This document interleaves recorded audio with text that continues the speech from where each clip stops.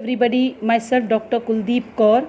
और आज आपको मैं बैंकिंग लॉ का एक टॉपिक डिस्कस करने आई हूँ, डेफिनेशन ऑफ बैंक, कि बैंकों की परिभाषा क्या होती है, ये आज मैं डिस्कस करूँगी।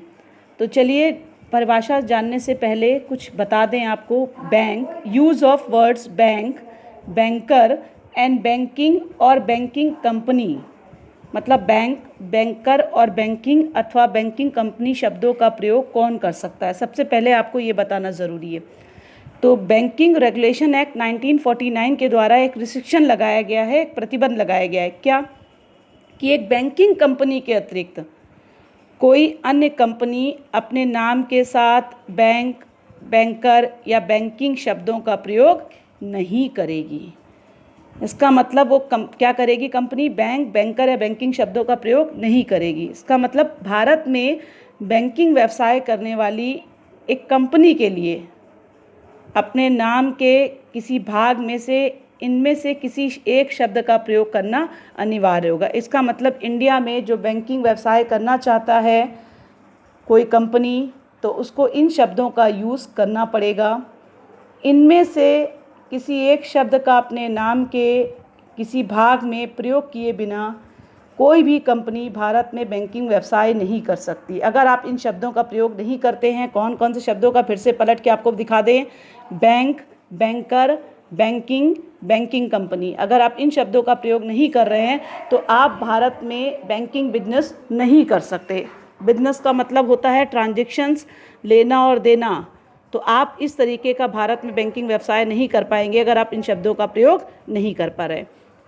अब आगे आपको बताएं कि कोई फर्म, व्यक्ति या व्यक्तियों का समूह कोई व्यवसाय करने के उद्देश्य से बैंक, बैंकिंग या बैंकिंग कंपनी अपने नाम के किसी भाग में प्रयोग नहीं कर सकता। अगर कोई फर्म है, पर्सन है या ग्रुप ऑफ पर्सन है, कोई और बिजनेस करना चाहते हैं, तो वो इन शब्दों का प्रयोग नहीं कर पाएंगे कि वो बैंक शब्द का यूज़ कर लें, बैंकिंग का कर लें, बैंकिंग कंपनी कर लें, वो कभी भी नहीं कर सकते। ये पूरी तरीके से प्रतिबंध लगाया गया है। अगर कोई इसका उल्लंघन करेगा तो बैंकिंग रेगुलेशन एक्ट के अंतर्गत उसके खिलाफ उचित कार्रवाई की जाएगी।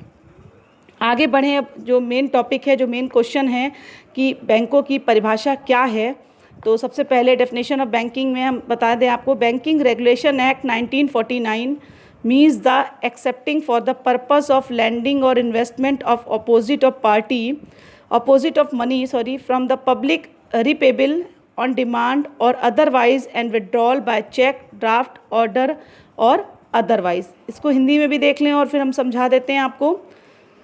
बैंकिंग विनियमन अधिनियम 1949 धारा 3B के अनुसार बैंकिंग से तात्पर्य ऋण देने अथवा विनियोग के लिए जनता से धन जमा करना है जो मांग करने पे लौटाया जा सकेगा तथा चेक, ड्राफ्ट या अन्य किसी प्रकार की आज्ञा द्वारा वापस किया जा सकेगा।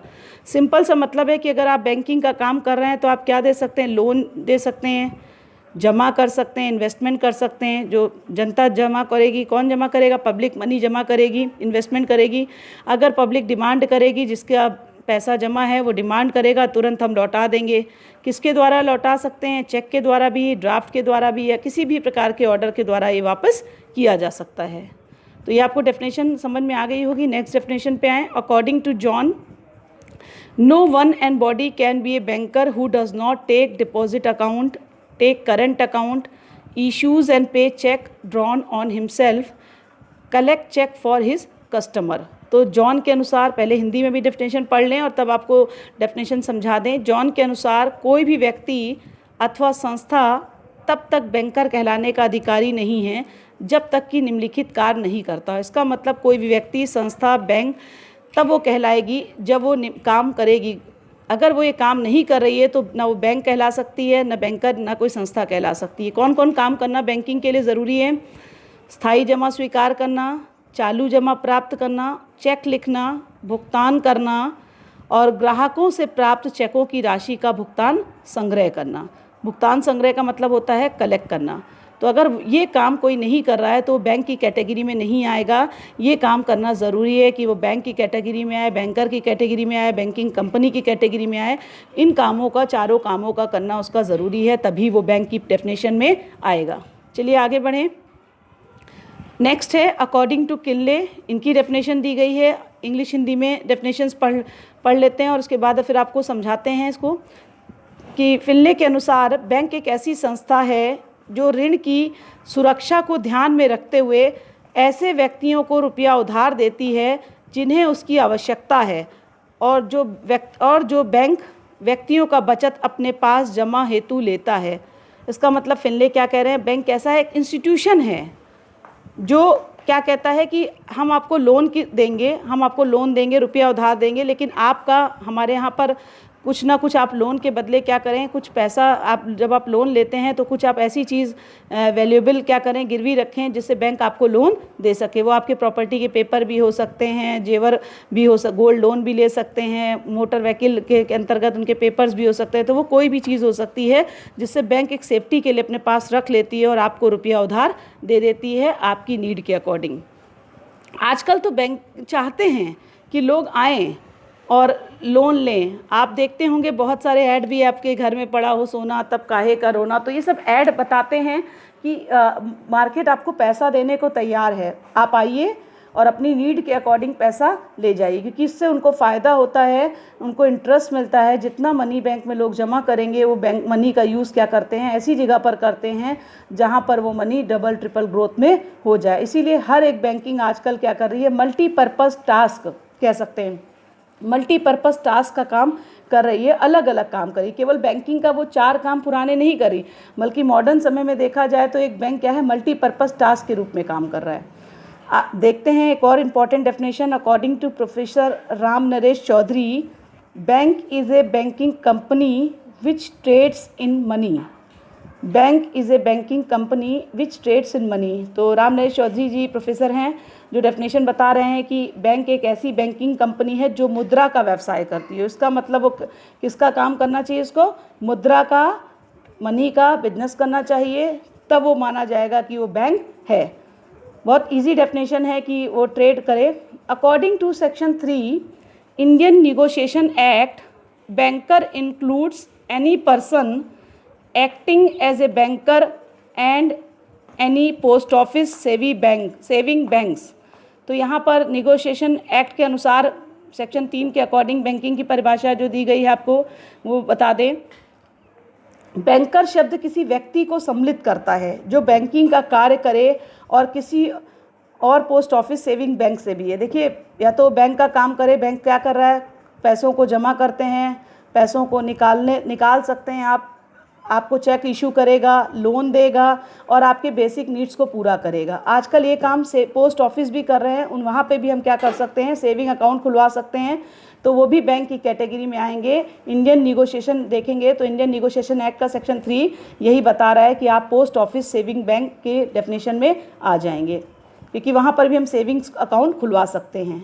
अब एक और जूरिस्ट हैं, according to Finlay Shirras, a banker is a person, firm or company having a place of business where credits are opened by the deposit or collection of money or currently subject to be paid or remitted upon draft, check or order। तो ये भी एक writer हैं फिनले सिराज के अनुसार जो कहते हैं कि बैंकर वह व्यक्ति, फर्म या कंपनी है जिसके पास कोई ऐसा व्यापार स्थान हो।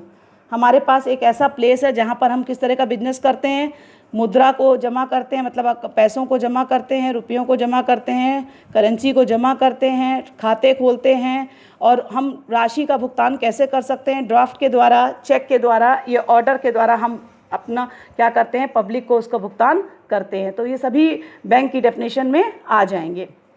अब अगर आगे देखा जाए तो इस पर 1-2 इम्पॉर्टेंट लीडिंग केस भी हैं जो मैंने जिक्र किए हैं। पहले केस का नाम मैं बताना चाहूँगी, Vimal Chandra Grover versus bank of India, AIR 2000, supreme court 2181। क्या कहता है, banking is a business transaction of bank. तो ये विमल चंद्र ग्रोवर का केस आपको बता रहा है कि banking is a business transaction of bank. Bank क्या करता है, बिजनेस ट्रांजेक्शन करता है, व्यवसाय का व्यवहार कहलाता है, तो वो बैंकिंग की कैटेगरी में आ जाएगा। किस तरीके का बिजनेस होगा, पैसों को जमा करना, निकालना, लोन देना, इन्वेस्टमेंट करवाना, लोगों को इनकरेज करना डिफरेंट स्कीम में। आजकल हम बैंकिंग बहुत सारे मल्टीपर्पज़ काम कर रही है। फॉर एग्जांपल के लिए वो क्या करती है, अपने शेयर्स को भी बेचती है, तो यहाँ पर भी उसका काम होता है कि वो पैसों को कलेक्ट करे। दूसरा एक इम्पॉर्टेंट लीडिंग केस आपको डिस्कस करने जा रहे हैं, Lord Parker in Commonwealth of Australian versus bank New South Wales, LR 1950, Supreme Court 235, that banking consists in the creation and transfer of credit, the making of the loan, purchases and investment and other transactions। देखिए banking क्या कह रहे हैं कि जो bank काम करेगी वो क्या कर सकती है, ट्रांसफ़र करेगी, लोन देगी, इन्वेस्टमेंट को जमा करवाएगी, चीज़ों को बेचेगी, सारे के सारे ट्रांजैक्शन बैंकिंग लॉ करवा रहे हैं। तो मॉडर्न समय में बैंक कोई एक काम नहीं कर रहा है। मॉडर्न समय में आप कह सकते हैं कि बैंक का रोल कैसा है, मल्टीपर्पज़ है। वो शेयर्स को भी बेचता है, गोल्ड लोन भी दे रहा है, होम लोन भी दे रहा है, जो और वो क्या कर रहा है, व्हीकल लोन भी दे रहा है, 2 व्हीलर लोन, 4 व्हीलर लोन, यहाँ तक कि वो छोटी छोटी चीज़ों के लिए क्या कर रहा है, लोन दे रहा है। अपने यहाँ आपके पास पेंशन भी खुलवा रहा है कि आप क्या करिए, आजकल पहले ही लोग क्या करते हैं, पेंशन अकाउंट खुलवा लेते हैं, उनको भी वो कर रहा है कि आप पेंशन अकाउंट्स खुलवा लीजिए, एक्सीडेंटल अकाउंट भी खुलवा रहा है। तो बैंक वो सारे मल्टीपर्पज़ काम कर रहा है जो सोसाइटी का और एक पर्सन का वेलफेयर कर सके और हमारी इकोनॉमिकल ग्रोथ को ऊपर ला सके। तो बैंक हमारे क्या कर रहे हैं, सोसाइटी में इकोनॉमिकल स्ट्रक्चर में एक बोन की तरह काम करते हैं ताकि हमारी सोसाइटी ज़्यादा से ज़्यादा स्ट्रॉन्ग हो सके और हम इकोनॉमिकली हमारी कंट्री बिल्कुल आगे बढ़ सके। तो बैंकों का योगदान बहुत महत्वपूर्ण है और बैंकों की डेफिनेशन आपको समझ में आ गई होगी। अगर आप एक लाइन में याद करना चाहें तो बैंक मल्टीपर्पज़ काम करती है, पैसों को जमा करती है, पैसों का भुगतान करती है, लोन देती है, तरह तरह के ऑल मल्टीपर्पज़ काम करती है जो मैं आपको डिस्कस कर चुकी हूँ। Thank you. प्लीज़